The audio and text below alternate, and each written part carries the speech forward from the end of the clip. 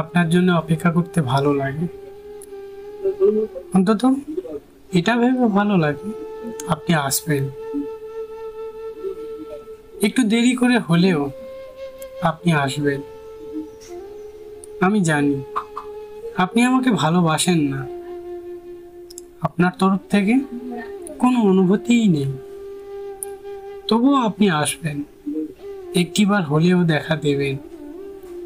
মানুষের কত রকমের নেশা থাকে, কিন্তু আমার নেশা আপনার জন্য অপেক্ষা করা।